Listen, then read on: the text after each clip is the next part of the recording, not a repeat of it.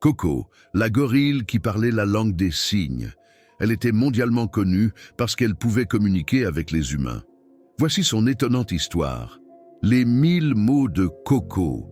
Née au zoo de San Francisco, Coco n'est âgée que d'1 an lorsqu'elle rencontre Penny Patterson, alors étudiante en psychologie. Dans le cadre d'une expérience scientifique, Penny commence à lui apprendre une forme simplifiée de la langue des signes américaine, tout en lui parlant en anglais. Et ça marche. Les gorilles ne disposent pas d'un langage articulé comme les humains. Mais au fil des années, Coco apprend à reconnaître 2000 mots de la langue anglaise et elle maîtrise environ 1000 signes pour s'exprimer.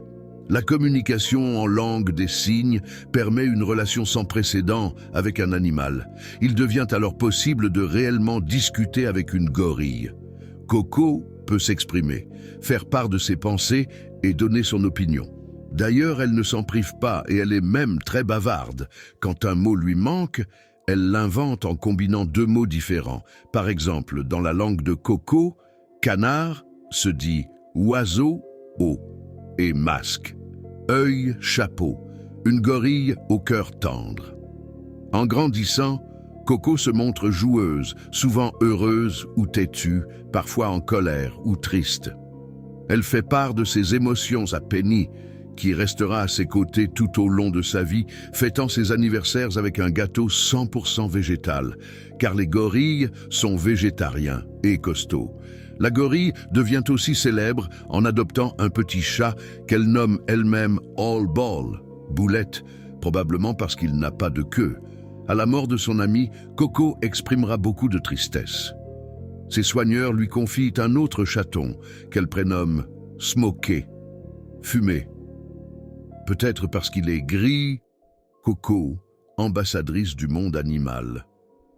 En confirmant par le langage la richesse de ses émotions et de ses pensées, Coco a permis au monde entier de comprendre à quel point les émotions humaines et animales peuvent être semblables. Grâce à sa célébrité, Coco a aussi porté la voix des autres gorilles. Penny Patterson a créé la Gorilla Foundation, une association qui lui permet de récolter de l'argent pour créer une réserve naturelle pour les grands singes, toujours victimes du braconnage. Merci Coco. Quant à moi, il ne me reste plus qu'à vous dire merci et à bientôt pour une prochaine histoire d'animaux incroyables. Pense à liker, t'abonner et à activer la cloche de notification. Merci, à bientôt.